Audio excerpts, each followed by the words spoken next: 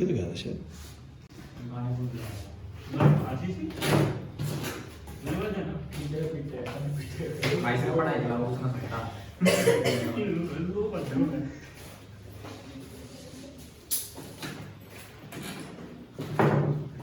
देखिए surface chemistry पढ़ रहे थे आप लोग, नोट्स दे दो सर। अरे नोट्स में मैं लिख ही नहीं यार, वो तो गए तुम्हारे। मैं सोचा निकल लिया, राहुल ने में से कोई ले आएगा बेगमपुर से। क्या सर? नोट्स दूसरा ये निकल दूसरा वही सारे सारे वो हो चुके हैं, वही रखे हैं।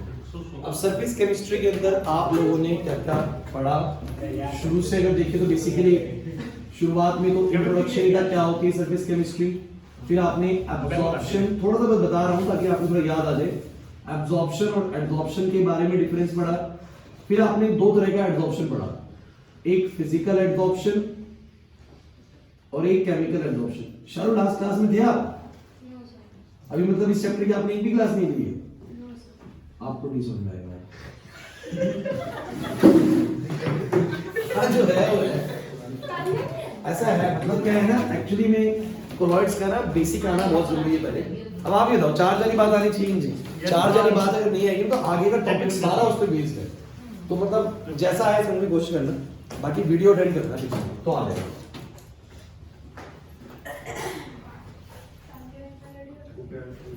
पाना तो ग्रुप में लड़की भी एब्जॉर्प्शन आइटम्स, ये देखो ये पहला पार्ट था, याद करो चैप्टर का पहला पार्ट था। फिर आपको बताएगा कोलॉइड्स क्या होते हैं, और कोलॉइड्स आपको बताए गए थे बेसिकली ट्रू सॉल्यूशन और सस्पेंशन के साथ समझाए गए थे।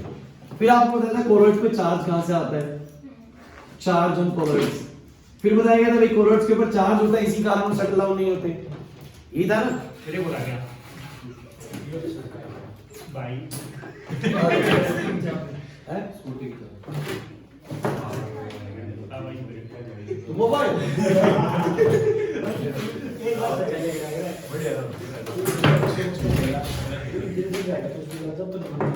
देखिए कोलॉइड्स क्या है, आपको अगर थोड़ा शब्द समझना है। देखिए कोलॉइड्स कुछ ऐसी चीजें हैं कि वो सॉल्यूशन में ना कुछ ऐसे बड़े पार्टिकल्स हैं जो घुलते नहीं है साइज बड़ा होने के कारण, जैसे सैंड के पार्टिकल्स होते हैं, सैंड के पार्टिकल घुलते नहीं, सेटल डाउन होते बड़े बड़े साइज होने के कारण, लेकिन ये घुलते भी नहीं और सेटल भी नहीं होते। क्यों नहीं होते? तो इनके ऊपर चार्ज होता है, सबके ऊपर एक जैसा चार्ज होता है, सबके ऊपर ना मान लो सबके ऊपर माइनस चार्ज होता है। अगर सबके ऊपर माइनस चार्ज होता है तो क्या ये सेटल हो पाएंगे? तो सब एक दूसरे को बोलो क्या करेंगे, रिपेल करेंगे, नहीं आएगा समझ, है ना। बस यही कोलॉइड्स, यही पढ़ाया 2 क्लास, ठीक है। मतलब इसी को एक्सप्लेन करके बताया गया, बच्चे की बदलती सी बात थी 2 क्लास लगा दी। कोलॉइड्स बेसिकली पूरा समझाया गया था कि कोलॉइड्स क्या होते हैं, ऐसे पार्टिकल्स जो थोड़े साइज में बड़े होते हैं बट सेटल नहीं हो पाते due to the presence of charge on it, ठीक है ना, अपने चार्ज की वजह से। तो चार्ज कहां से आता है वो सब समझाया गया था, बस चार्ज की वजह से सेटल नहीं हो पाता। अच्छा इनके ऊपर चार्ज होते हैं इसीलिए इनका क्या कराया जाता है, बोलो प्यूरिफिकेशन। भाई इनके ऊपर जो चार्ज होता है वो एज ए इम्प्योरिटी है, जो इनके ऊपर चार्ज है वो क्या है, एज ए इम्प्योरिटी है इनकी सर्विस पे। वो गाना बज रहा है, वो नाचने लग रहा है, क्या नाम है क्लास में लोग। Purification of colloids, purification of colloids का बताया गया था कि कोलॉइडल पार्टिकल के ऊपर, कोलॉइडल पार्टिकल के ऊपर जो चार्ज होता है ना, एक तो ये चार्ज फिक्स्ड लेयर होती है, याद करो, और एक होती है वो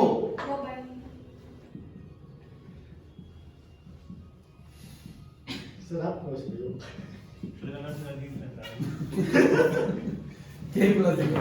ये होती है मोबाइल लेयर। एक्चुअली जो इस सरफेस के ऊपर चार्ज चिपका हुआ है ना, यही बोलो क्या है, इम्प्योरिटी। फिर आपको इसको साफ करने का बोलो क्या तरीका बताया था, डायलिसिस।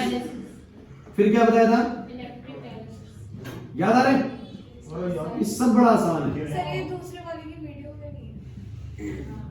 सर वो आपका फोन ऑफ हो गया था। इलेक्ट्रो भी नहीं है, नहीं पुरानी वीडियो चलेगी अब तो, पुरानी वीडियो कितने साल की है? थोड़ा थोड़ा मतलब डायलिसिस तक हो पाया था, इलेक्ट्रोलाइसिस हो ही नहीं पाया। नहीं हो पाया था सर। ये तो आपको चलो गाइस सर ये सब तो हो रहा है पहले, पिछले साल का है। देखो इसकी वीडियो नहीं बनी हुई। हाँ सर वीडियो भेज दिया आप पुराने हाँ साल। वैसे हो गया था लेकिन वीडियो नहीं नहीं। बनी। अब आगे चलिए। तो चैप्टर कितना इजी है, मतलब यहाँ तक मैं आपको चैप्टर देख के वो लगी लगा कुछ मुश्किल चीज आएगी, सब कुछ बड़ा आसान है केमिस्ट्री के अंदर इस बार आपका। मुश्किल जैसे कुछ है नहीं। मैंने आपको बोला डायलिसिस में क्या होता है, जैसे कि ये आपके कोलोइडल पार्टिकल्स 5 मिनट लगेंगे उसको लिखने में। डायलिसिस के अंदर हम क्या करते हैं कि इस लिक्विड सॉल्यूशन के अंदर एक बैग रख देते हैं और ये बैग जो होता है इस बैग के अंदर कोलोइडल सॉल्यूशन को डालते हैं, है ना। हाँ, और बाहर क्या होता है, बाहर फ्रेश वाटर होता है, फ्रेश वाटर। अब होता क्या है कि अंदर है कोलोइडल पार्टिकल जिनके ऊपर ही नेगेटिव चार्ज है, पॉजिटिव चार्ज है इस तरीके से। अब क्या होगा कि ये कोलोइडल पार्टिकल के बीच में रिपल्शन लगेगी, हम कह सकते हैं, और जब ये इस मेम्ब्रेन से टकराएंगे बेसिकली, या हम बोल सकते हैं हर चीजें अपनी हाई कंसंट्रेशन से कहां की तरफ जाती है, लो कंसंट्रेशन की तरफ। अब इधर कोलोइडल पार्टिकल है बट बाहर कोलोइडल पार्टिकल नहीं है, तो ये चीज कहां जाएगी, बोलो बाहर की तरफ जाएगी, जाएगी नहीं जाएगी, नहीं आएगा। जैसे कि आप किसी चीज को पोटली में लेकर पानी में डालेंगे तो पोटली से बाहर आने की कोशिश करेंगे चीजें, तो इस पोटली में हाई कंसंट्रेशन है उस चीज की और बाहर कैसी है, लो, और फ्लो करने के लिए वाटर है, तो वो चीजें अपनी हाई से कहां की तरफ जाना चाहिए, लो। अब मान लीजिए कोलोइडल पार्टिकल जाना चाहते हैं, लेकिन होगी क्या समस्या, समस्या ये होगी जो मेम्ब्रेन होती है ना, ये पर्चमेंट मेम्ब्रेन होती है, ये एक ऐसी मेम्ब्रेन होती है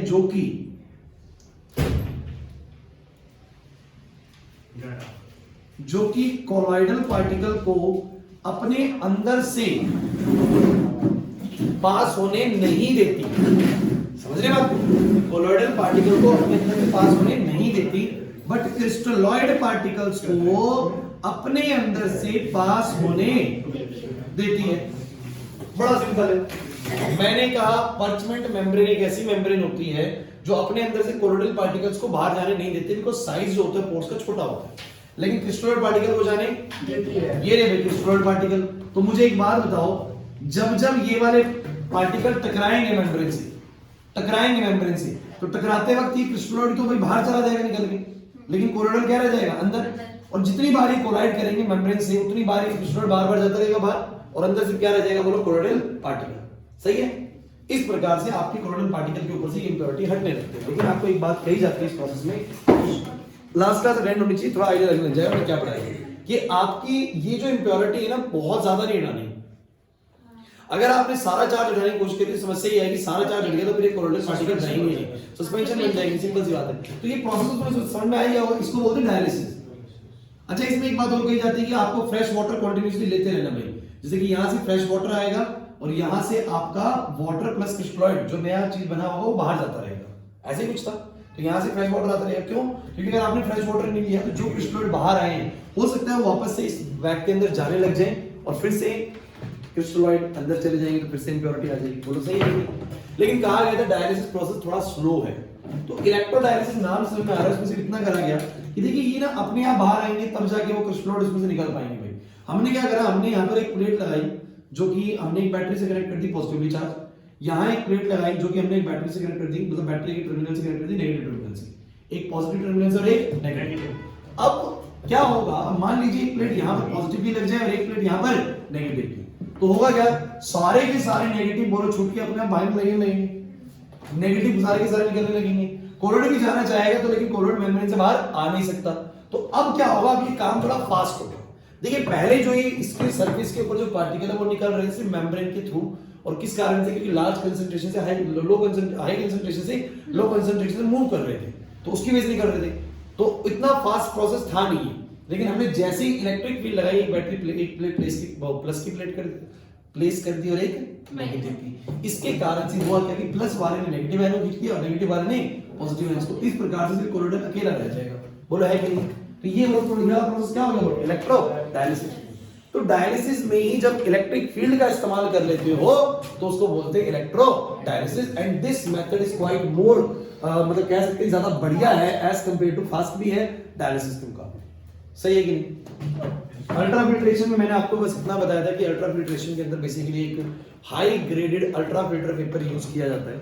हाई ग्रेडेड, ये ग्रेडेड फिल्टर पेपर होता है, मतलब इसके लिए ग्रेड्स होती है, ऐसे करके लेवल्स पे होती है, इसी तरीके से ग्रेडेड फिल्टर पेपर होता है। इसमें जब हम कोलोइडल सॉल्यूशन को डालते हैं, कोलाइडल सॉल्यूशन को डालते हैं, तो ये पेपर एक ऐसा पेपर होता है अल्ट्रा फिल्टर पेपर, इसको तो बस रीड करने वाला है, याद करने वाला सेक्शन है पूरा अल्ट्रा फिल्टर, कि जब इसके अंदर ये चीज डालते हैं ना तो होता क्या है कि एक्सेप्ट कोलोइडल पार्टिकल को छोड़ के बाकी सब कुछ, चाहे वो क्रिस्टलॉइड हो, चाहे वो कोई और आयन हो, चाहे किसी भी तरह की चीज हो, सारी की सारी क्या होती है इस फिल्टर पेपर से बाहर आ जाती है, बस कोलोइडल पार्टिकल बाहर नहीं आ पाते। ये फिल्टर पेपर ऐसे ही डिजाइन करा गया है कि ये सिर्फ कोलोइडल पार्टिकल को अपने अंदर से जाने नहीं देता, बाकी सबके लिए परमेबल होता है, बाकी सबको अपने अंदर से पास होने देता है। श्रीलैंड में अवेलेबल होता है स्कूल में होता ही है। अल्ट्रा फिल्टर पेपर हो सकता है, आपको ऑर्डिनरी फिल्टर पेपर तो जरूर मिलेगा लैब के अंदर, होता ही आपने देखा होगा। ठीक है, अल्ट्रा फिल्टर पेपर भी आप लैब में देख सकते हो, हमारे इसमें तो मिलता है भारतीय लैब में।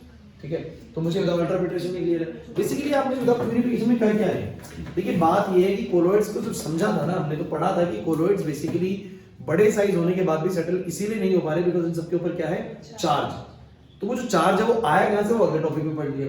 फिर ये पढ़ा कि जो चार्ज इसके ऊपर आ जाता है ना, ये आता तो मीडियम से ही, जैसे कि मीडियम में K+ और I- के आयंस थे, I- सरफेस पे चिपक गए और K+ चार्ज पर घूम रहे हैं, आ तो गए हैं, बट इसको कहा गया कि यार ये तो इंप्योरिटी एक तरीके से, हमें तो कोलोइडल पार्टिकल तो बस AgI का है, ये जो सरफेस पे आ गया ये बेसिकली क्या है, इंप्योरिटी। तो इस इंप्योरिटी को हटाया कैसे जाए, उसके लिए आपने प्यूरिफिकेशन करी, प्रोसेस यूज करी डायलिसिस, इलेक्ट्रोडायलिसिस और अल्ट्रा फिल्ट्रेशन। सही बात है कि नहीं। अब आते हैं आप प्रॉपर्टीज पे, अब आते हैं कुछ प्रॉपर्टीज पे, प्रॉपर्टीज ऑफ कोलाइडल सॉल्यूशंस, ये बड़ा इंपॉर्टेंट है। कर दो, बस ये दिमाग में ध्यान रखो कि कोलोइडल पार्टिकल के ऊपर चार्ज होता है, कैसे चार्ज होता है, तो हर कोलोइडल पार्टिकल के ऊपर ऐसे ऐसे सेम चार्ज होता है, मतलब मीडियम साइज है। ये मैंने बता रखा है, पूरी क्लास दी थी इसकी कि ये कैसे होता है, तो वो आपकी थोड़ी सी अटेंड होनी चाहिए, इंपॉर्टेंट क्लास थी। इसमें जो सबसे पहला आता है कॉलिगेटिव प्रॉपर्टीज, ये बड़ा मुद्दा जैसे कि सुनिएगा। कॉलिगेटिव प्रॉपर्टी था चैप्टर नंबर 2 में आपने पढ़ी थी, सॉल्यूशन चैप्टर के अंदर। जैसे कि आपने क्या पढ़ा था कि मान लीजिए मेरे पास ये प्योर सॉल्वेंट है, ये प्योर सॉल्वेंट है, ध्यान से समझिएगा, और अगर मैं प्योर सॉल्वेंट के अंदर कुछ डाल दूंगा सॉल्यूट वगैरह, तो ये बन जाता है सॉल्यूशन। और ऐसे में ना इसकी कुछ प्रॉपर्टीज चेंज हो जाती है, जैसे कि मान लीजिए प्योर पानी का बॉइलिंग पॉइंट कितना होता है, 100 डिग्री सेल्सियस। अगर आप एक प्योर पानी को गैस पे गर्म करने के लिए रख देते हैं तो 100 डिग्री सेल्सियस के बाद वो वेपर बनाना स्टार्ट कर देता है। लेकिन अगर उसी पानी में चीनी, चाय पत्ती कुछ मिला दिया जाता है ना, तो उसमें से उतनी वेपर्स नहीं आ रही होती हैं। हम ये कह सकते हैं उसका बॉइलिंग पॉइंट 100 डिग्री सेल्सियस नहीं रहता, 100 से ज्यादा हो जाता है। इसको बोलते हैं एलिवेशन इन बॉइलिंग पॉइंट। याद करो, पढ़ाया था कुछ ऐसा कि अगर एक प्योर सॉल्वेंट के अंदर, प्योर पानी के अंदर कुछ आ गया, अब जैसे कि मान लो इधर बात नहीं हुई, मान लो चीनी के पार्टिकल आ गए, चीनी के पार्टिकल आ गए, चाय पत्ती के पार्टिकल आ गए, तो होगा क्या कि जो पानी वेपराइज होने के लिए जा रहा होता है ना, उसको ये रोकते हैं, बिकॉज ये तो नॉन वोलेटाइल पार्टिकल है। अरे चीनी कभी वेपराइज नहीं होती, आप जो चाय भी गर्म कर रहे हो तो चीनी वेपराइज नहीं होती, सिर्फ वेपराइज क्या होता है, लिक्विड कंटेंट वाटर वेपराइज हो रहा होता है, चीनी वेपराइज नहीं होती, चीनी वही रहती है। तो आपके ये वाले पार्टिकल ना हमेशा रोकते हैं वेपराइज होने से। इसलिए आपको पता है कि प्योर सॉल्वेंट का बॉइलिंग पॉइंट अगर TB है, TB नॉट है, तो इसका TB होता है। और आप ये भी जानते हो कि TB थोड़ा TB नॉट से क्या होता है, बोलो ज्यादा। अगर ये 100 पे बॉईल होता है, 100 पे बॉईल होता है 100 डिग्री सेल्सियस पे, तो ये 101 डिग्री सेल्सियस में बॉईल होगा। बोलो है कि नहीं, पढ़ाया था कि नहीं पढ़ाया था? इसी को आपने क्या कहा था, बोलो एलिवेशन इन। तो अब कहेंगे आपसे ये टॉपिक यहाँ पर कैसे आ गया, तो एक्चुअली में इनको कॉलिगेटिव प्रॉपर्टी बनाते हैं कि बॉइलिंग पॉइंट का बढ़ जाना, फ्रीजिंग पॉइंट का घट जाना, वेपर प्रेशर का कम हो जाना, ये सब क्या होती है हमारी कॉलिगेटिव प्रॉपर्टीज। अब क्या कह रहे हैं कि हमारे पास मान लीजिए प्योर सॉल्वेंट था, 100 डिग्री सेल्सियस पे बॉईल हो जाता है इजीली। अब मैंने क्या करा, दोनों प्योर सॉल्वेंट के अंदर मैंने एक में तो डाला ट्रू सॉल्यूशन, एक में डाला ट्रू सॉल्यूशन के पार्टिकल्स, और एक में डाले कोलॉइडल पार्टिकल्स, कोलॉइडल पार्टिकल्स। अच्छा कितना डाला दोनों को, तो मान लीजिए दोनों को 1 चम्मच ही डाला, 1 चम्मच ट्रू सॉल्यूशन के पार्टिकल, 1 चम्मच कोलॉइडल पार्टिकल्स डाल दिए। अब क्या होगा, एलिवेशन आएगा कि नहीं आएगा बॉइलिंग पॉइंट में, इसमें भी आएगा। और भाई जब प्योर सॉल्वेंट का बॉइलिंग पॉइंट, मतलब प्योर वाटर का बॉइलिंग पॉइंट 100 डिग्री सेल्सियस होता है, जैसी कोई नई चीज उसमें आप डालते हो तो उसका बॉइलिंग पॉइंट 100 से थोड़ा सा ज्यादा होता है, 101 भी हो सकता है, 102 भी हो सकता है, 103 भी हो सकता है, कुछ भी हो सकता है। तो मेरा सवाल ये है कि अगर मैंने ट्रू सॉल्यूशन के पार्टिकल डाले और कोलॉइडल पार्टिकल डाले दोनों एक ही चम्मच है, जैसे कि इसके में 1 चम्मच पार्टिकल डाले, इसके में 1 चम्मच पार्टिकल डाले। अब जरा बताइए किस केस में एलिवेशन ज्यादा आएगा या किस में कम आएगा, या दोनों का बराबर रहेगा एलिवेशन? कोलॉइडल में ज्यादा आएगा, बराबर आएगा, बराबर है। ट्रू में कम आएगा, कोलॉइडल में ज्यादा आएगा। सेम आएगा। रिपीट करो याद नहीं दे नेचर दोनों में माइनस करेंगे। नंबर पे डिपेंड करता है, नेचर पे डिपेंड कितना ये भी कॉलिगेटिव प्रॉपर्टीज नेचर पे डिपेंड करता है। तो कोलॉइडल पार्टिकल अच्छा, अगर 1 चम्मच चीनी ले और 1 चम्मच बूरा ले क्वेश्चन ये है नंबर ऑफ पार्टिकल्स साइज तो डिपेंड करता है। पूरे सोल्यूशन हां डिफरेंट हो जाएगा पूरे हाँ डिफरेंट फिर साइज है। हर एक सब्सटेंस के एक मोड में पार्टिकल मतलब पार्टिकल की संख्या वही हो सकती है, समझिए। यहाँ इन्होंने क्या किया, मास सेम किया, मतलब मान लो 5 ग्राम चीनी लो 5 ग्राम बुरा लो, तो दोनों में पार्टिकल की संख्या सेम कम हो। क्या है सवाल ये था, मेरे सुनो, पानी था प्योर पानी में अगर आप कोई भी सॉल्वेंट डालते हो, चीनी चाय पत्ती कुछ भी, तो आपको पता बॉइलिंग पॉइंट बढ़ जाते हैं। क्यों बढ़ जाते हैं पता है? क्योंकि वो रोकते हैं, ये पार्टिकल बेसिकली रोकते हैं। अब मैंने कहा कि मान लीजिए मैंने दोनों में 1 चम्मच इसमें ट्रू सॉल्यूशन के पार्टिकल डाला, इसमें कोलोइडल। ट्रू सॉल्यूशन के पार्टिकल क्या होते हैं? बड़े छोटे पार्टिकल्स होते हैं, ठीक है, जिनका साइज जो होता है वो 1 नैनोमीटर से छोटा होता है, और कोलोइडल पार्टिकल का साइज 1 नैनोमीटर से बड़ा होता है और 1000 से छोटा होता है। जैसे कि मान लो इसमें 1 चम्मच चीनी डाली और इसमें 1 चम्मच बूरा डाली, ऐसे मतलब बूरा के पार्टिकल बड़े छोटे होते हैं और चीनी के बड़े होते हैं, दोनों 1 चम्मच डाली। तो मेरा सवाल ये है आपसे कि किस केस में एलिवेशन ज्यादा बड़ा देखने को मिला? एलिवेशन बॉइलिंग पॉइंट का एलिवेशन, ट्रू सॉल्यूशन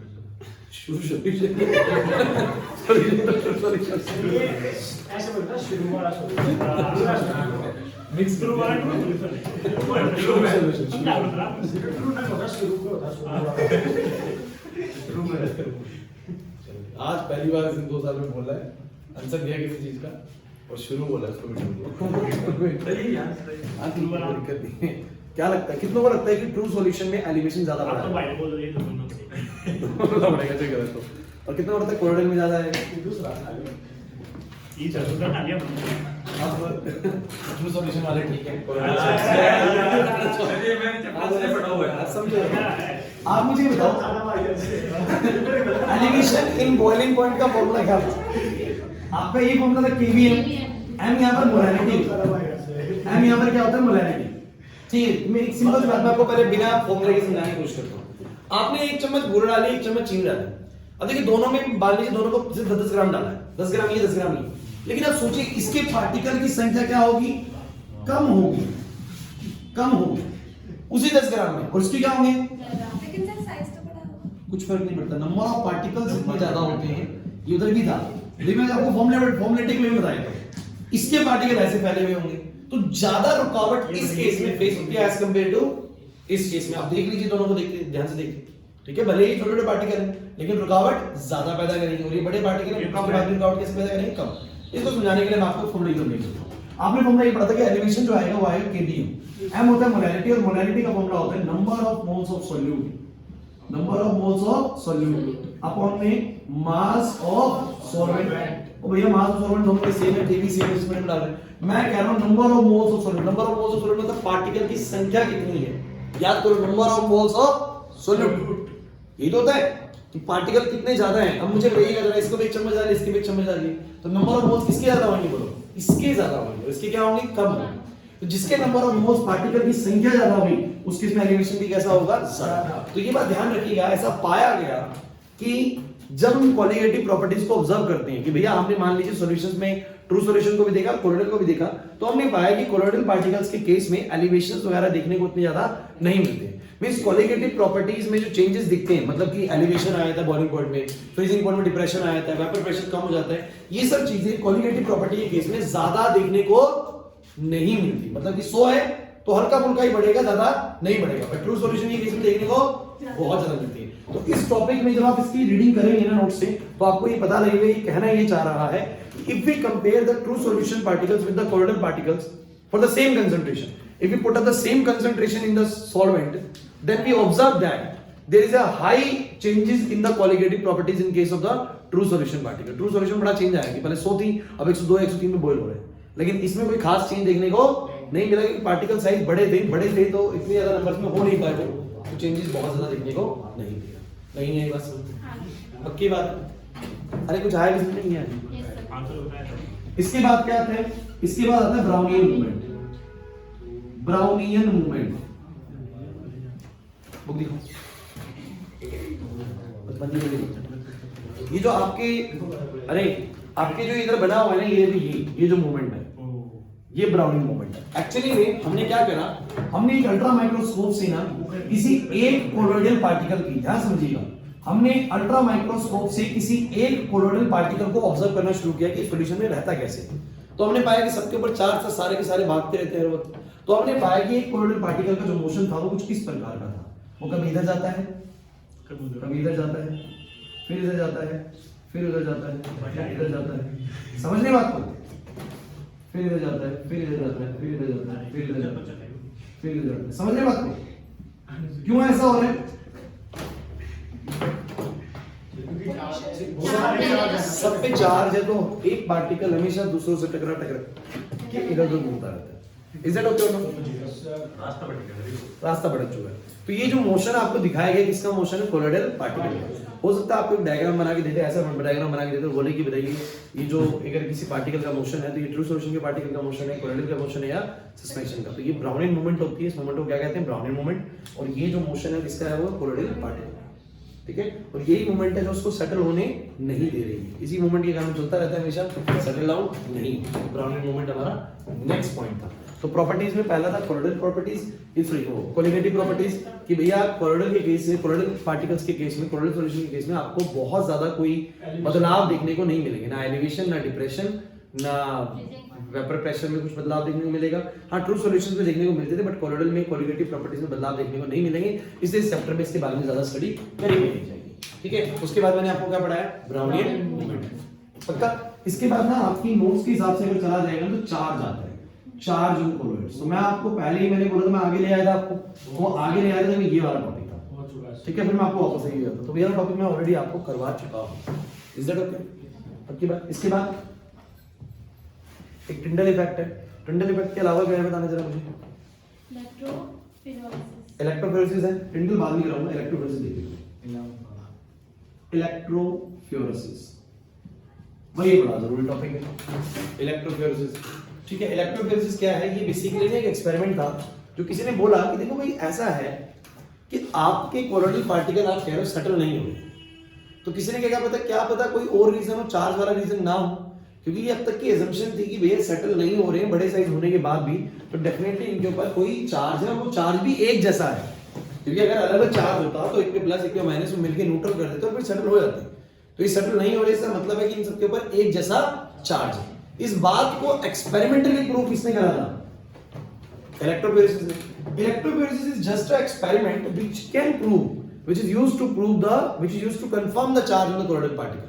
कि कोलोइडल पार्टिकल के ऊपर चार्ज है, इस बात को साबित करने के लिए हमने जो एक्सपेरिमेंट किया था उसका नाम क्या था? इलेक्ट्रोफोरेसिस। इन्होंने क्या करा? इन्होंने एक इस तरह का YouTube टाइप का चैम्बर लिया, ऐसा, और इसके अंदर क्या करा? यहां से एक बेसिकली एक प्लेट लगाई, प्लैटिनम प्लेट, और इसको कनेक्ट कर दिया पॉजिटिव टर्मिनल से। यहां एक प्लेट लगाई, हाँ बैटरी बाहर लगा देना, जितने वाट की घर पे रखी, ऐसे करके एक सॉल्यूशन दिया। ये कौन सा सॉल्यूशन था? Colloidal solution. और इसमें ये पार्टिकल्स थे, इसमें ये पार्टिकल्स थे, ध्यान देंगे। अब ये जो पार्टिकल्स हैं भाई साहब, अब ये जो पार्टिकल्स हैं, मुझे बताइए जरा, इन पार्टिकल्स के ऊपर चार्ज को अगर सोचो गाइस, बातें नहीं करते। अब मान लो इन सबके ऊपर हमने क्या पाया कि जैसे ही हमने सर्किट ऑन किया बाहर से, तो ये सारे के सारे कोलोइडल पार्टिकल एक तरफ को भागना शुरू हो गए, सारे एक तरफ को भागना शुरू हो गए। अब पहली बात तो जैसे ही ऑन किया तब भागे, ये कंफर्म करता है कि इनके ऊपर चार्ज है, क्योंकि तभी मूव करेंगे जब इनके ऊपर चार्ज होगा। और सबके सब क्योंकि एक ही डायरेक्शन में भागे, सबके सब नेगेटिव की तरफ भागे, तो ये साबित करता था इन सबके ऊपर क्या चार्ज है? पॉजिटिव। या किसी कोलोइडल सॉल्यूशन में ऐसा हो सकता है कि सबके सब पॉजिटिव की तरफ भागे, तो इसका मतलब सबके ऊपर क्या चार्ज है? नेगेटिव। क्योंकि मैंने आपको बताया था कि कोलोइडल पार्टिकल के ऊपर हो सकता है पॉजिटिव चार्ज, हो सकता है नेगेटिव। वो डिपेंड करता है कि उसने अपने सॉल्यूशन में से किस आयन को अपने सरफेस पे एब्जॉर्ब किया। जैसे कि मान लो K+ और I- के दो आए थे, उनको सॉल्यूशन किया ही था, तो वो अपनी मर्जी से एब्जॉर्ब करता है। हो सकता है I- एब्जॉर्ब कर लिया, हो सकता है K+ एब्जॉर्ब कर लिया, लेकिन करेंगे सब एक जैसा ही। अगर सबने I- किया, सबने I- किया तो सारे नेगेटिव चार्ज हो जाएंगे, और किसी ने K+ किया, सबने K+ किया, सारे के सारे पॉजिटिव चार्ज जाएंगे। तो इस एक्सपेरिमेंट में ये पाया गया that all the colloidal particles of the solution move towards one of the electron, एक ही इलेक्ट्रॉन की तरफ मूव करेंगे। It indicates that they have charge and they have similar charge, सबके ऊपर एक जैसा चार्ज। इसीलिए वो सबके सब एक ही डायरेक्शन में मूव कर रहे थे। इस एक्सपेरिमेंट का नाम दिया गया था इलेक्ट्रोफोरेसिस। नहीं है ये बात समझ पक्का? Yes sir.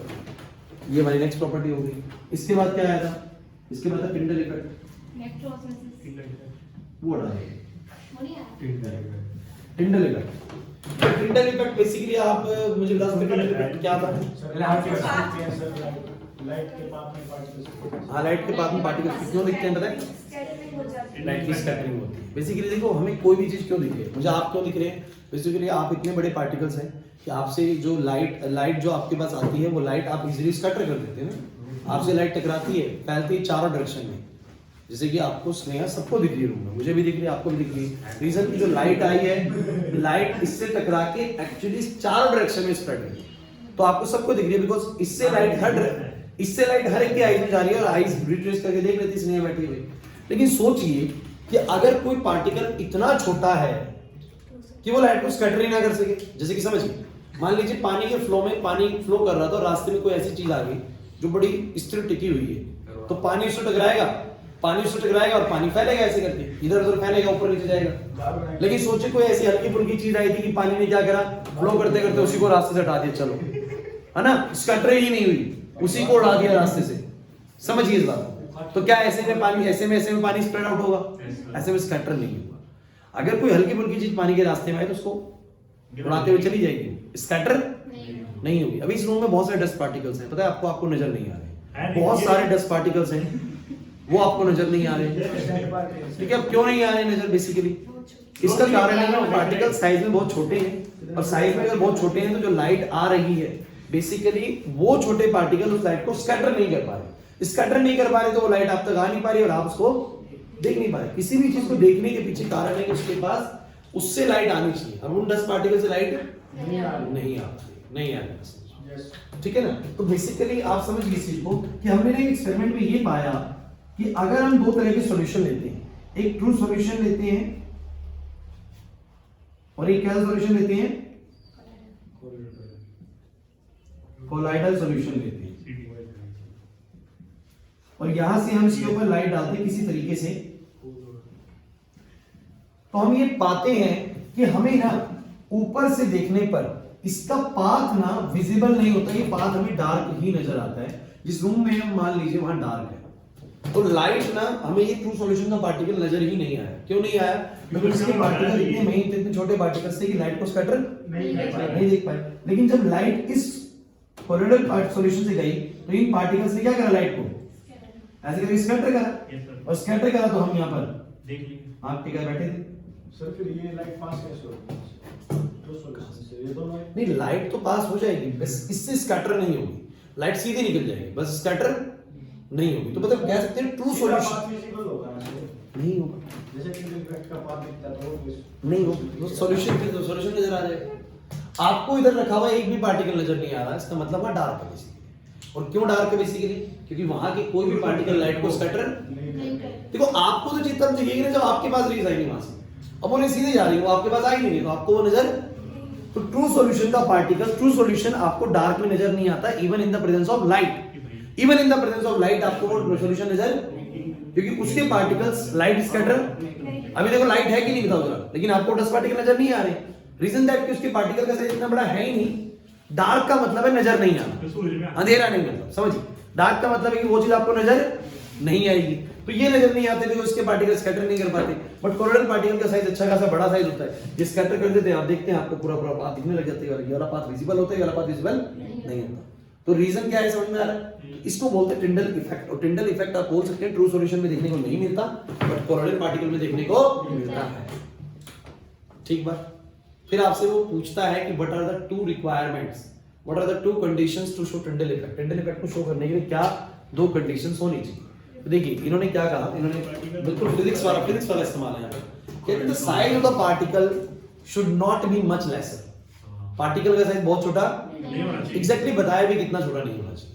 आप जो लाइट यूज कर रहे हो, लाइट की कुछ ना कुछ तो वेवलेंथ होगी। अरे लाइट ऐसा है तो लाइट की वेवलेंथ होगी नहीं होगी? Yes sir. ये वेवलेंथ, तो कहते हैं the size of the particle should not be lesser than the wavelength of the particle.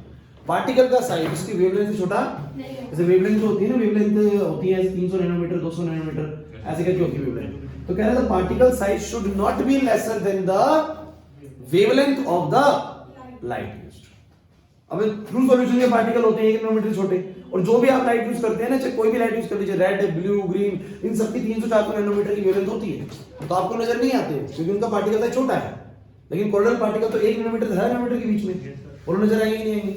सो आप ये नोट्स पे से पढ़ेंगे तो आपको मिलेगा, बकायदा प्रॉपर लिखा हुआ है। दैट क्या लिखा हुआ है?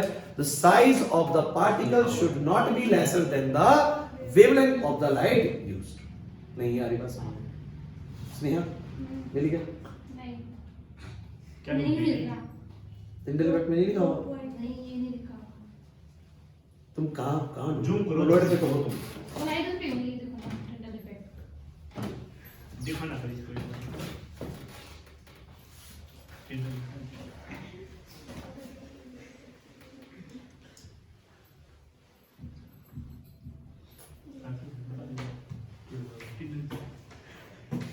इंटेलेक्ट में मिल रहा है क्या? देखो नीचे क्या नहीं है वो लास्ट में Sir, scattering a beam of light is called intensity. Yes है सर?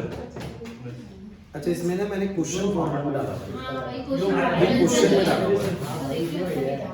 तो पता नहीं तो बुलाया कोई नहीं, मैं नेक्स्ट क्लास में बुकलेट दूंगा, भरवा दूंगा उसको। ये लिखिए किस डायमेंशन? एक ही जगह पे 2-3 जगह पे क्वेश्चन है, उसको भरवा दूंगा, सिंपल है। पहला वाला पॉइंट समझ में आ गया? जिसके पास PDF The particle size should not be lesser than the wavelength of the light used. दूसरा इन्होंने और बताया। अरे एक बात और बताओ दूसरी, फिजिक्स के तरीके से जाओ, कब लाइट ज्यादा फैलती है? बहुत बढ़िया। आप जरा बताइए, जब लाइट एक मीडियम से एयर से मान लो उसमें आती है ग्लास में, तो लाइट ये तो बैंड होती है, अब यूं जाती तो अवे होती है भाई। Yes, sir. अगर मीडियम का डिफरेंस ही ना हो तो ना तो वो, जैसे मान लो एयर ये तो सीधी चलती रही, Yes, sir. ग्लास से अंदर से जाती तो आपको पता है वो क्या हो जाती है, वो अवे हो जाती है ऐसे करके। तो ये लाइट कब ज्यादा इधर उधर फैलती हैं या बैंड होती हैं? जब दोनों मीडियम्स के बीच में रिफ्रैक्टिव इंडेक्स का डिफरेंस बड़ा हो। किसी का एयर से बड़े हाई रिफ्रैक्टिव इंडेक्स वाले मीडियम में एंटर करेगी तो बहुत ज्यादा बढ़ेगी, म्यू अलग है कि नहीं? तो ये कहता है कि लाइट ना तब ज्यादा स्कैटर होती है, तब ज्यादा इधर उधर बढ़ जाती है, जब डिस्पर्स स्पेस और डिस्पर्जन मीडियम, मतलब जिस मीडियम में प्रेजेंट है और जो चीज प्रेजेंट है उन दोनों के बीच में किसका अंतर ज्यादा हो? रिफ्रैक्टिव। अगर रिफ्रैक्टिव इंडेक्स का अंतर ज्यादा है उस पार्टिकल की फेस, जैसे पार्टिकल सॉलिड फेस में है और जिस मीडियम में प्रेजेंट है लिक्विड फेस में, अगर इन दोनों के बीच में डिफरेंस बड़ा हुआ किस चीज का? रिफ्रैक्टिव इंडेक्स का, तो लाइट कैसे होगी? ज्यादा स्कैटर। तो ये 2 पॉइंट ऐसे थे जो बिल्कुल फिजिक्स से रिलेटेड है, आप समझ सकते हो क्रिटिकल इफेक्ट में क्या है। हालांकि आज तक पूछे नहीं गए, लेकिन पूछेगा तो बुकलेट में सब लिखा हुआ है। ये प्रॉपर्टीज क्लियर होगी? पक्का? कलर वाली बात अभी नहीं करूंगा, कलर से अलावा कोई बात करूंगा। पहले मेरी बात समझ में आ चुकी है, जो बच गया वो कराऊंगा, चिंता मत करो, ये सारा का सारा हो गया है। अब इसके बाद सुनो, इसके बाद ना बड़ा इंपॉर्टेंट टॉपिक आता है, इसी का ही पार्ट है, वो है कोगुलेशन। कोगुलेशन और प्रेसिपिटेशन, भाई ये बहुत जरूरी है, ये आपके एग्जाम में फेवरेट टॉपिक रहेगा सीबीएसई का, कोगुलेशन और प्रेसिपिटेशन। अब तक जो हम बात कर रहे थे कि कोलोइडल पार्टिकल की सरफेस के ऊपर चार्ज है, ये कोलोइडल पार्टिकल AgI है और इसके सरफेस के ऊपर क्या है? चार्ज। ये फिक्स लेयर है और ये जो इसके चारों तरफ घूम रही है ये मोबाइल लेयर है। ऐसा ही कुछ है, ये फिक्स लेयर है जो चारों तरफ घूम रही है, वो क्या है? Mobile layer. घूम रही है मोबाइल लेयर, ठीक है? अब जरा सुनो, कोगुलेशन का मतलब ये होता है कि अगर मैं इन कोलोइडल पार्टिकल के ऊपर से सारा चार्ज रिमूव कर दूं, अगर मैं कोलोइडल पार्टिकल के ऊपर से सारा charge, if somehow we remove whole charge from the colloidal particles, purification में सारा रिमूव, अगर मैं कह रहा हूं सारा रिमूव कर दूं इसके सरफेस के ऊपर से, अगर कोलोइडल पार्टिकल के ऊपर से सारा चार्ज रिमूव हो गया तो सारे कोलोइडल पार्टिकल क्या हो जाएंगे? सेटल डाउन हो जाएंगे, प्रेसिपिटेट बना लेंगे। इसको बोलते हैं कोगुलेट होना या बोलते हैं प्रेसिपिटेट होना। यही प्रोसेस है कोगुलेशन या प्रेसिपिटेशन। अरे इधर हर्ष और निखिल बात सुन रहा है, इंपॉर्टेंट सर। मैंने कहा if somehow the whole charge from the colloidal particles gets removed, अगर किसी तरीके से इनके ऊपर से सारा चार्ज, फिक्स लेयर का मेन चार्ज है, सेटल हो जाएगा। अगर ये सारा चार्ज हटा देंगे तो सब पे, पहले मानो सब पे नेगेटिव था तो सब दूसरे रिपेल कर देते, बट अगर सारा ही चार्ज हट गया तो फिर क्या होगा? सेटल हो जाएगा। सही बात है कि नहीं? तो इसी को बोलते हैं कोगुलेशन। आपसे पूछा जाता है एग्जाम में, सिर्फ इतना नहीं पूछेगा, आपसे पूछेगा मेथड्स ऑफ कोगुलेशन, कि आप कैसे कैसे कोलोइड को कोगुलेट कर सकते हो। तो यहाँ आके हम मेथड्स आएंगे, जैसे कि अब देखिए बहुत सारे मेथड्स आप पहले से जानते हो। पहला मेथड बोलता हूँ इलेक्ट्रोफ्लोरेसिस। पहला कौन सा बोलता हूँ? इलेक्ट्रोफ्लोरेसिस। क्यों भाई? क्योंकि आप मुझे एक बात बताइए, इलेक्ट्रोफ्लोरेसिस मेथड के अंदर आपके मान लीजिए ये वाले पार्टिकल सारे के सारे पॉजिटिवली चार्ज थे, तो सारे के सारे किसकी तरफ भागे होंगे? नेगेटिव प्लेट की तरफ। अब ये सारे के सारे जाके नेगेटिव प्लेट में चिपक जाएंगे ऐसे करके, बोलो होगा ही नहीं होगा? और जब यहाँ चिपकेंगे तो बोलो यहाँ से तो इलेक्ट्रॉन आएंगे नेगेटिव प्लेट में ऐसे, वो बोलो सारा पॉजिटिव खत्म कर देंगे। और जैसे मान लो नेगेटिव पार्टिकल थे, ये नेगेटिव पार्टिकल है, तो सारे नेगेटिव पार्टिकल पॉजिटिव के पास जाएंगे, जाएंगे। और जब वो पॉजिटिव प्लेट से अटैच होंगे तो बोलो क्या हो जाएगा? वो सारा का सारा इसको न्यूट्रल कर देगा, नहीं कर देगा? इलेक्ट्रोफ्लोरेसिस के अंदर आपके कोलोइडल पार्टिकल अपनी अपोजिट इलेक्ट्रोड की तरफ भागते हैं। अगर ये नेगेटिव है तो पॉजिटिव की तरफ भागते हैं, पॉजिटिव है तो नेगेटिव। और जब ये उसके पास पहुंचेंगे तो बोलो उसको न्यूट्रल कर देगा, नहीं कर देगा? तो इलेक्ट्रोफ्लोरेसिस के जरिए आप मुझे बताइए जरा methods of electrophoresis, methods of coagulation में इलेक्ट्रोफ्लोरेसिस के जरिए आप बताइए कोगुलेशन अचीव कर सकते हैं कि नहीं कर सकते? कर सकते हैं। नहीं भाई, लो बैटरी। ओके, इसके बाद इलेक्ट्रोफ्लोरेसिस डन। इसके बाद आपका आता है प्रोसेस, नहीं थोड़ा इजी लेते हैं पहले, आज के लिए बहुत चुप रहो। बाय बॉइलिंग, बॉइलिंग की टेक्निक नहीं मेरी जान में, हाँ ये रहा ना, मैं जो पहले पढ़ा चुका हूं उसमें करना चाहता पहले, फिर लागू नहीं। ये बाय प्रोलॉन्ग्ड डायलिसिस। ये क्या मतलब है? अगर आप डायलिसिस को बहुत लंबे समय तक कर देंगे, अरे प्यूरिफिकेशन के दौरान बताया गया था कि बहुत लंबे समय तक डायलिसिस मत करना। अगर बहुत लंबे समय तक डायलिसिस करा तो सारा चार्ज उसके ऊपर से क्या हो जाएगा? हट जाएगा। और अगर सारा चार्ज होगा तो इवेंचुअली वो सेटल डाउन हो जाएगा, कोगुलेट हो जाएगा। ये मतलब समझ में आया प्रोलॉन्ग डायलिसिस। इसके बाद आता है बाय बॉइलिंग। देखिए बॉइलिंग ना एक ऐसी टेक्निक है जिसके अंदर मान लीजिए ऐसा डॉक्टर्स भी करते हैं अपने इंस्ट्रूमेंट्स को स्टेरलाइज करने के लिए। जैसे कि मान लीजिए डॉक्टर्स अपने सीजर्स वगैरह या जो भी इंस्ट्रूमेंट्स यूज करते हैं ऑपरेशन के वक्त पे, उनको वो क्या करते हैं बाद में पानी के अंदर डाल देते हैं। जैसे कि ये सीजर है, ठीक है, इसको पानी के अंदर डाल देते हैं और पानी को ना उबालने के लिए छोड़ देते हैं बहुत हाई टेम्परेचर।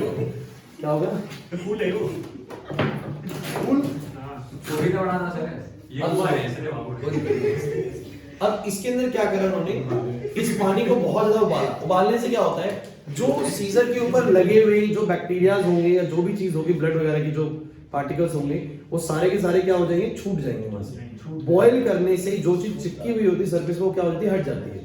आप ऐसा तब भी करते हैं जब कपड़ों को धोना होता है और कपड़े पे अगर डस्ट गंदगी ज्यादा है तो आप गर्म पानी का इस्तेमाल करते ही नहीं करते?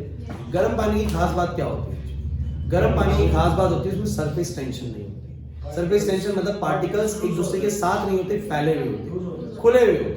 और खुले होने से क्या होता है? गर्म पानी में क्या होता है? देखो सरफेस टेंशन क्या होती है? सरफेस टेंशन होती है जो लिक्विड के पार्टिकल्स होते हैं सब एक दूसरे को अट्रैक्ट कर रहे होते हैं, अट्रैक्ट करके इकट्ठा करने की कोशिश करते हैं। लिक्विड जब कभी ठंडा होता है तो उसके पार्टिकल्स के बीच में बड़ी अच्छी अट्रैक्शन होती है, इसी को बोलते हैं सरफेस टेंशन। और इकट्ठा करके रखता है, इसका मतलब फैलने नहीं देता। तो कोई भी इकट्ठी हुई चीज ना किसी को साफ नहीं कर सकती। अब जैसे पानी गर्म होता है तो पार्टिकल्स के बीच की अट्रैक्शन खत्म हो जाती है, सरफेस टेंशन खत्म हो जाती है। इससे क्या होता है? वो अच्छा फैलता तो कोनों में चला जाता है, कोनों में चला जाता है। बात है कि नहीं? कोनों में जाएगा, डस्ट निकाल जाएगा। गर्म पानी की खास बात रहती है। वो गर्म चीजें आपको अच्छी भी क्यों लगती है? सर्विस टेंशन 11th क्लास में पढ़ा होगा। गर्म चीजें क्यों अच्छी लगती हैं, टेस्टी क्यों लगती हैं?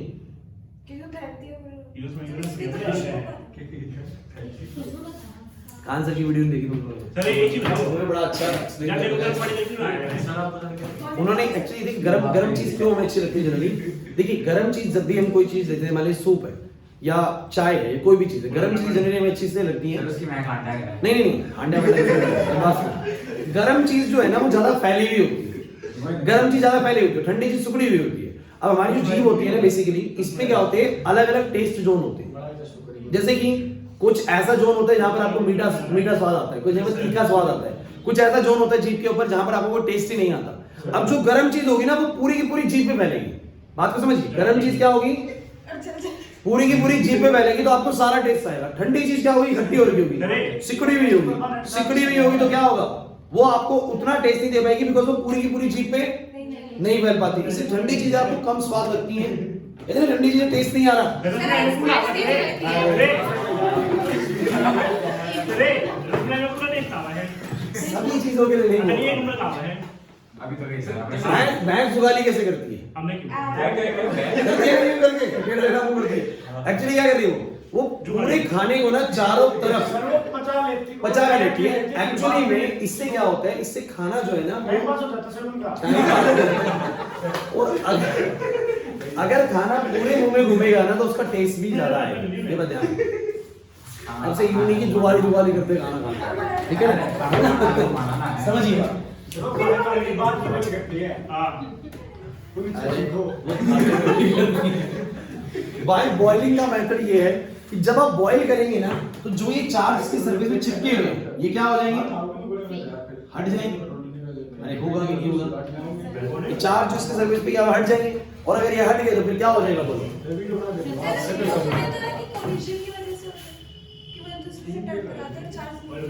देखो बॉइलिंग में आप ऐसे भी कह सकते हैं जो एब्जॉर्ब पार्टिकल्स है वो हट जाते हैं।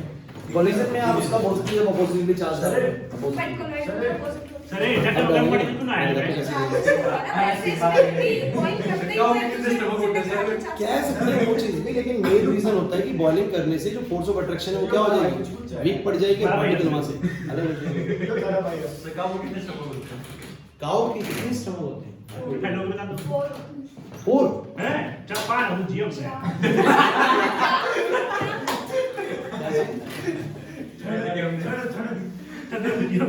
उसके पहले भी सर एक ही बता दो जट बताते बड़े क्यों ना आया स्टीम बात लेने दी स्टीम बात और स्टीम बात में स्टीम से बनी बॉडी के जो पोर्स होते हैं ना वो ऊपर जाते हैं, ऊपर हो जाते हैं पोर्स। तो जो वही चीज है, पार्टिकल्स बेसिकली जब गर्म पानी भी इसलिए उसमें सरफेस टेंशन नहीं होती, पार्टिकल्स खुल के आपको वेट करते हैं।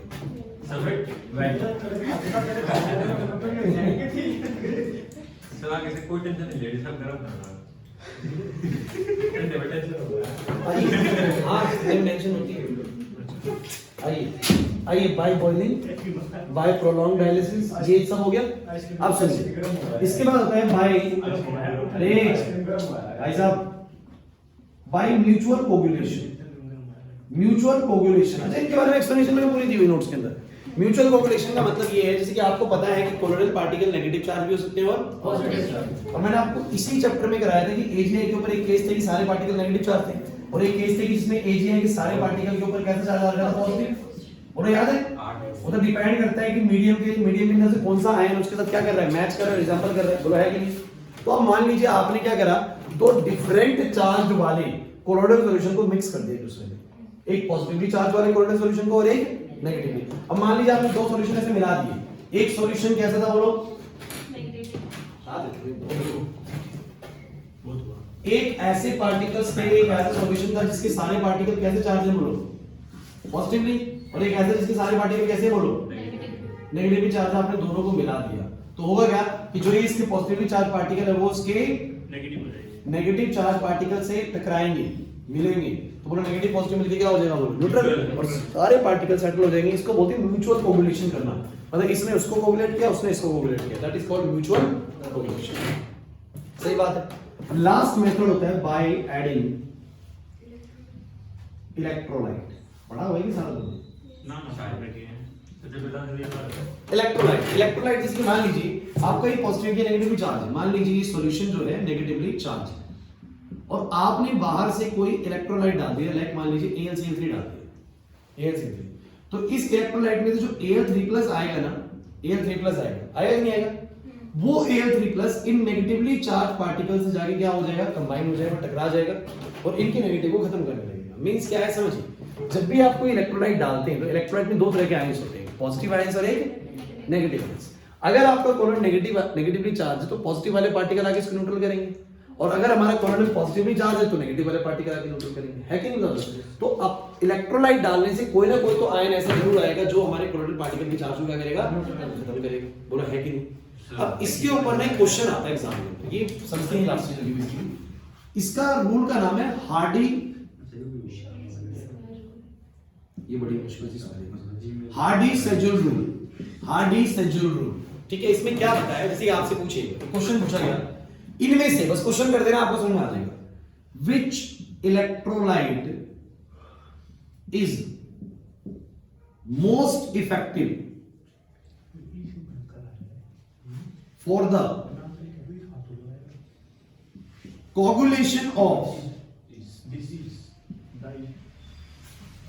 negatively charged colloid, कहता है कौन सा इलेक्ट्रोलाइट इनमें से, आपको 3 इलेक्ट्रोलाइट दे रहा हूं, सबसे ज्यादा इफेक्टिव होगा नेगेटिवली चार्ज कोलोइडल सॉल्यूशन के लिए? NaCl, AlCl3, MgCl।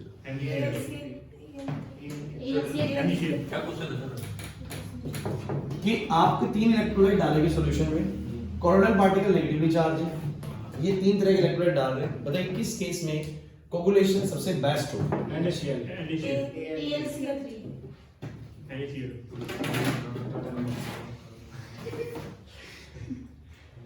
देख लो सर,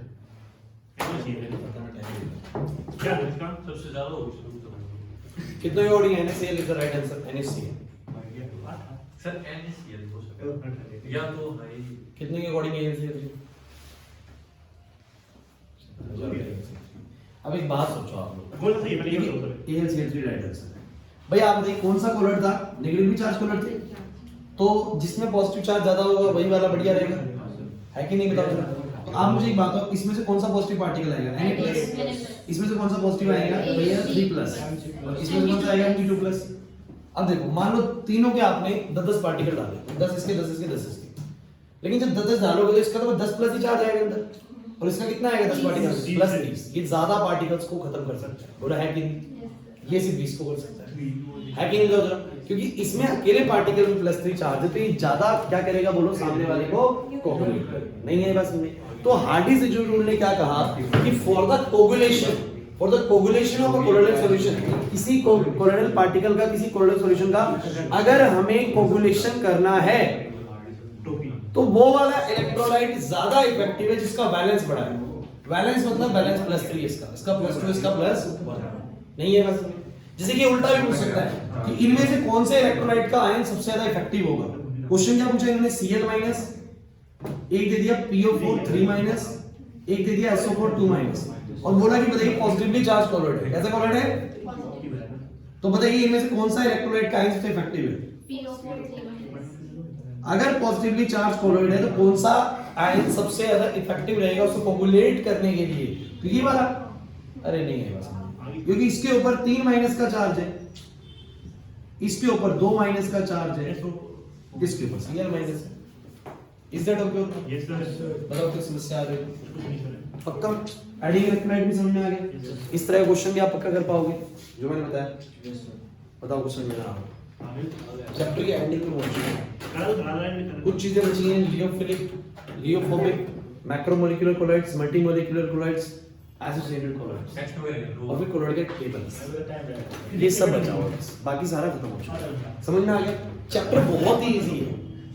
अच्छा, कोऑर्डिनेशन के मोड में एक आध चीजें मैंने देखी थोड़ी सी बच गई थी, एक आध छोटी मोटी चीजें थी जिसमें मेरे को थोड़ा सा कोऑर्डिनेशन नंबर का बताना था, वो मैं आपको ना देखता हूँ किस दिन बताता हूँ, आसपास कितने टाइम निकाल के। सर फिर इसमें पढ़ा होगे आज मैं बोला था ना टाइम कल बोल ये समझ में आ गया?